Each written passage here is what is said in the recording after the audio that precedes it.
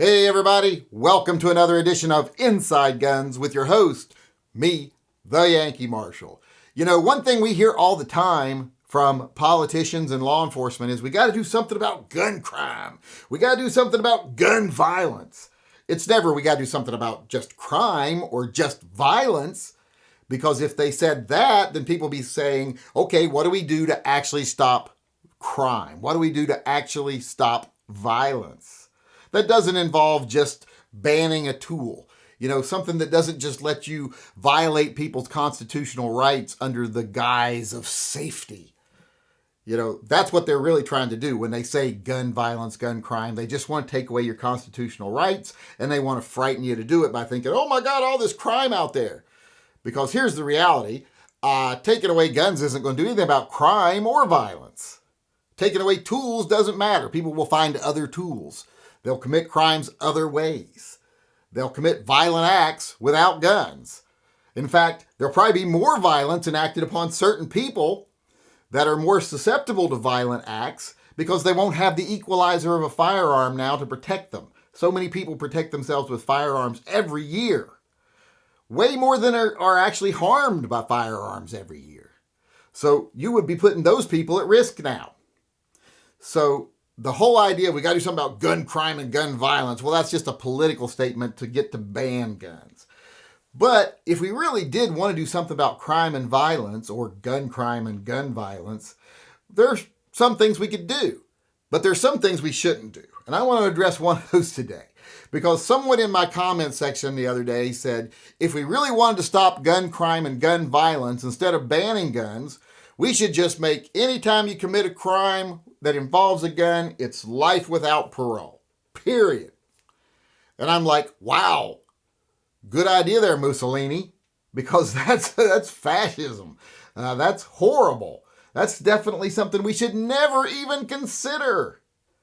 And I know some people right now are like, why not? If you use a gun for bad reasons, you should probably go to jail. Well, yeah, but if you commit a crime, even if you use a firearm, your punishment should be in line with the crime you committed.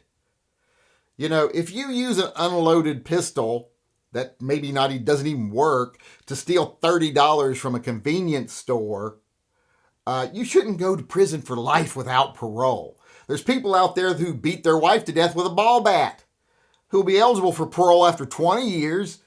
So why should this guy who stole $20 just because he had an unloaded gun on him go to prison for life? It just doesn't make sense. In this country, you are protected against cruel and unusual punishment. That would definitely be cruel and unusual punishment.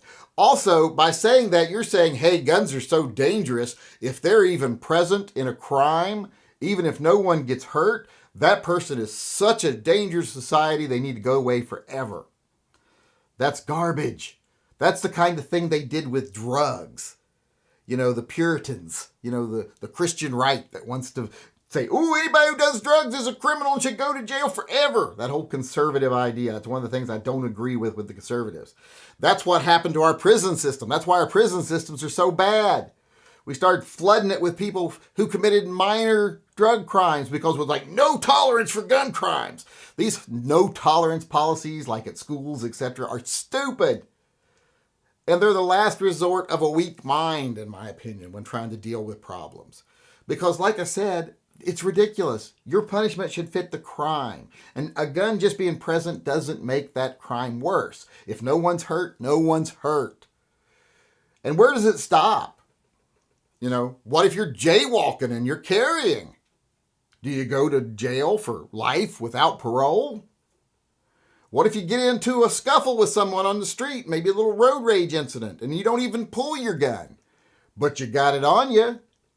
If the cops show up, do you go to prison for life? See, it's just silly.